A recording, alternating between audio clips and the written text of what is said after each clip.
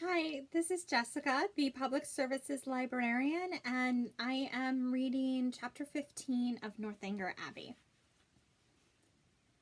Early the next day, a note from Isabella, speaking peace and tenderness in every line, and entreating the immediate presence of her friend on a matter of the utmost importance, hastened Catherine, in the happiest state of confidence and curiosity, to Edgar's Buildings.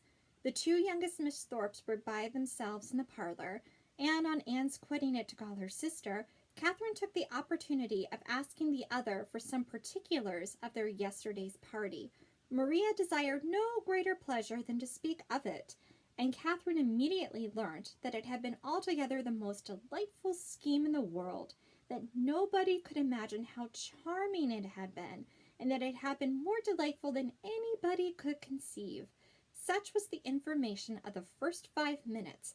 The second unfolded thus much in detail, that they had been driven directly to the York Hotel, ate some soup, and bespoke an early dinner, walked down to the pump room, tasted the water, and laid out some shillings in purses and spars, thence adjourned to eat ice at a pastry cook's, and hurrying back to the hotel, swallowed their dinner in haste to prevent being in the dark, and then had a delightful drive back, only the moon was not up, and it rained a little, and Mr. Morland's horse was so tired he could hardly get it along. Catherine listened with heartfelt satisfaction. It appeared that Blaise Castle had never been thought of, and as for all the rest, there was nothing to regret for half an instant. Maria's intelligence concluded with a tender effusion of pity for her sister Anne, whom she represented as insupportably cross from being excluded the party. She will never forgive me, I am sure, but, how could I help it? John would have me go, for he vowed he would not drive her because she had such thick ankles. I dare say she will not be in good humor again this month, but I am determined that I will not be cross. It is not a little matter that puts me out of temper. Isabella now entered the room with so eager a step and a look of such happy importance as engaged all her friends' notice. Maria was without ceremony sent away, and Isabella, embracing Catherine, thus began, "Yes, my dear Catherine, it is so indeed. Your penetration has not deceived you. Oh, that arch eye of yours, it sees through everything." Catherine replied only by a look of wondering ignorance. "Nay, my beloved sweetest friend," continued the other, "compose yourself. I am amazingly agitated, as you perceive. Let us sit down and talk in comfort. Well, and so you guessed it the moment you had my note? Sly creature! Oh, my dear Catherine, you alone know my heart can judge of my present happiness. Your brother is the most charming of men. I only wish I were more worthy of him. But what will your excellent father and mother say? Oh, heavens! When I think of them, I am so agitated." Catherine's understanding began to awake. An idea of the truth suddenly darted into her mind, and with the natural blush of so new an emotion, she cried out, "Good heaven! My dear Isabella, what do you mean? Can you really be in love with James?" This bold surmise, however, she soon learnt comprehended but half the fact. The anxious affection, which she was accused of having continually watched in Isabella's every look and action, had, in the course of their yesterday's party, received the delightful confession of an equal love. Her heart was faith, and faith were alike engaged to James. Never had Catherine listened to anything so full of interest, wonder, and joy. Her brother and her friend engaged. New to such circumstances, the importance of it appeared unspeakably great, and she contemplated it as one of those grand events of which the ordinary course of life can hardly afford a return. The strength of her feelings she could not express. The nature of them, however, contented her friend. The happiness of having such a sister was their first effusion, and the fair ladies mingled in embraces and tears of joy.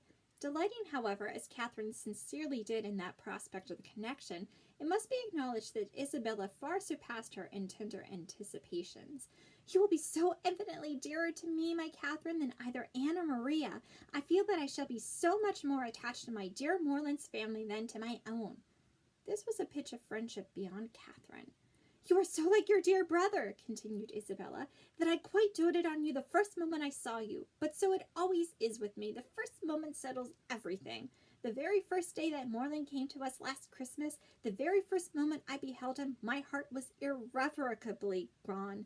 I remember I wore my yellow gown and my hair done up in braids, and when I came into the drawing room and John introduced him, I thought I never saw anybody so handsome before.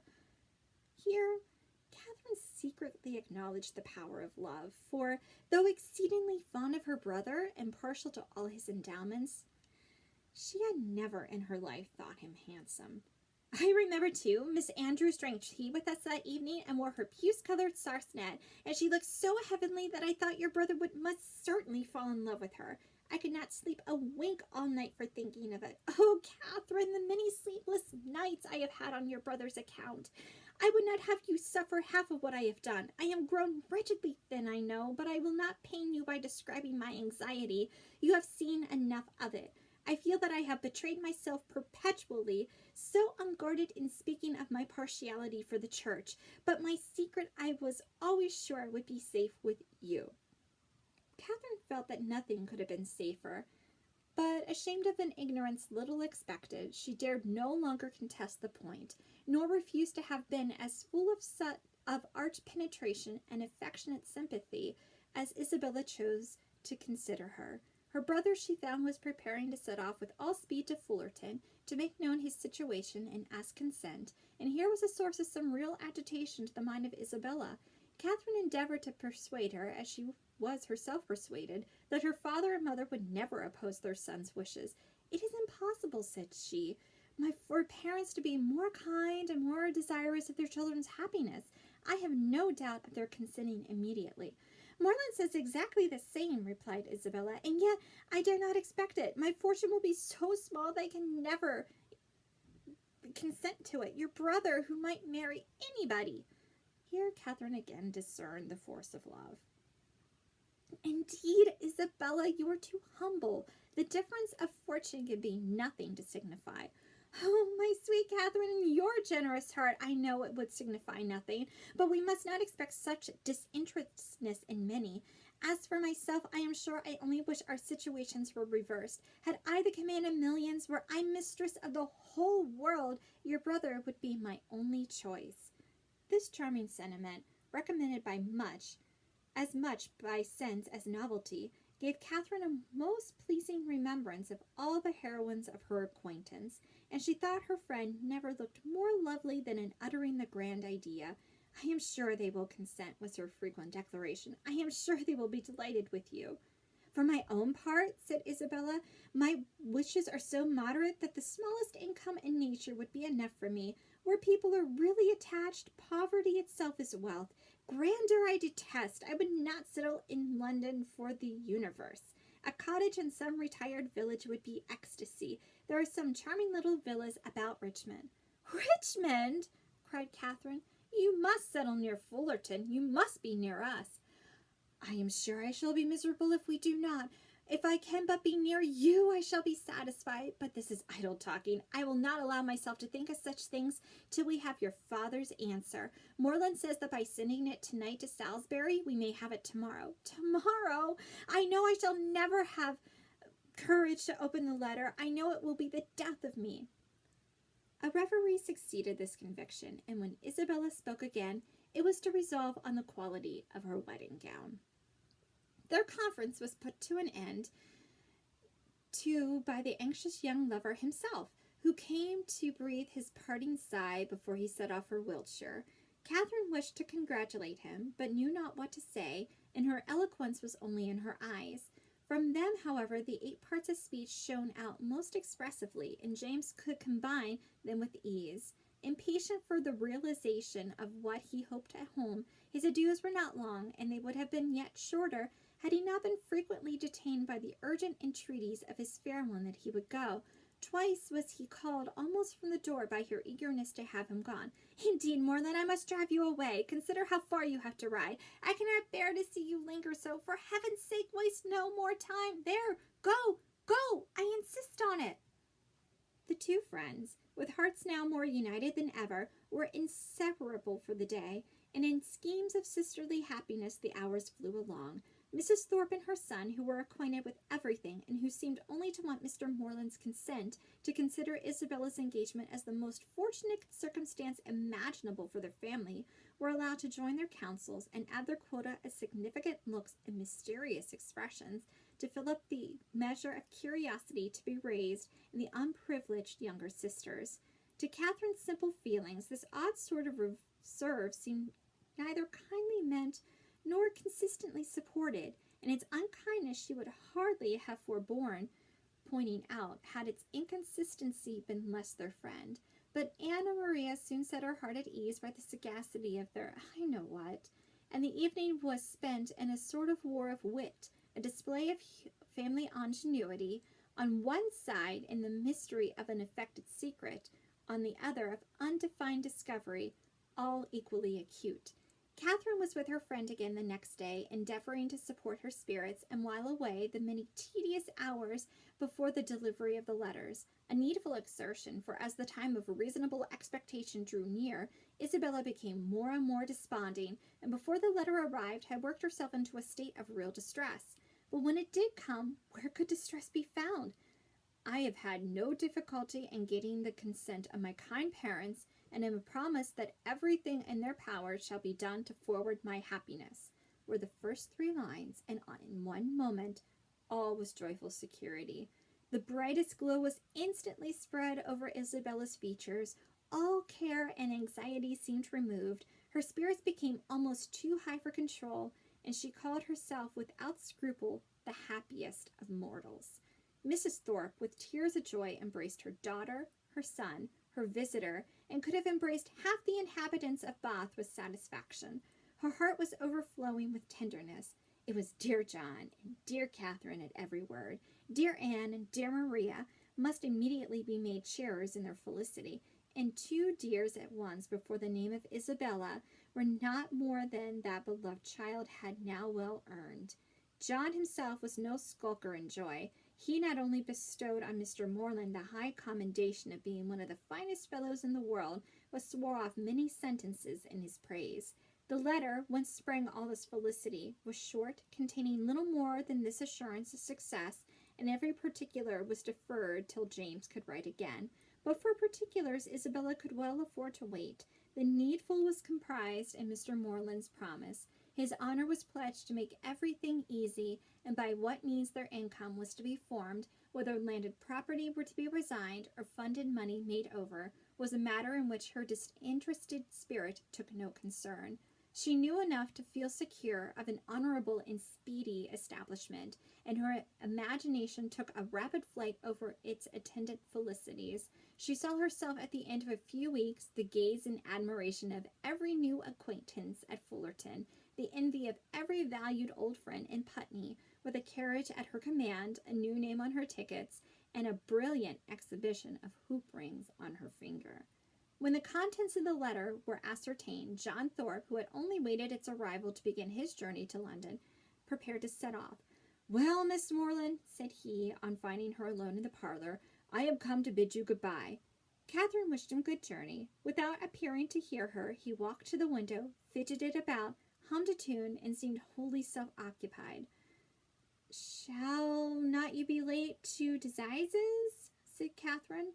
He made no answer, but after a minute's silence burst out with, "A famous good thing, this marrying scheme, upon my soul. A clever fancy of Moreland's and Bell's. What do you think of it, Miss Moreland? I say, it is no bad notion." "I'm sure I think it is a very good one." "Do you? That's honest, by heavens. I am glad you are no enemy to matrimony, however. Did you ever hear the old song, going to one wedding brings on another? I say, you will come to Belle's wedding, I hope." "Yes, I have promised your sister to be with her if possible." "Then you know," twisting himself about and forcing a foolish laugh, "I say, then you know, we may try the truth of this same old song." "May we? But I never sing. Well, I wish you a good journey. I dine with Miss Tilney today, and must be now going home." "Nay, but there is no such confounded hurry. Who knows when we may be together again? Not but that I shall be down again by the end of a fortnight, and a devilish long fortnight it will appear to me." "Then why do you stay away so long?" replied Catherine, finding that he waited for an answer. That is kind of you, however, kind and good-natured. I shall not forget it in a hurry.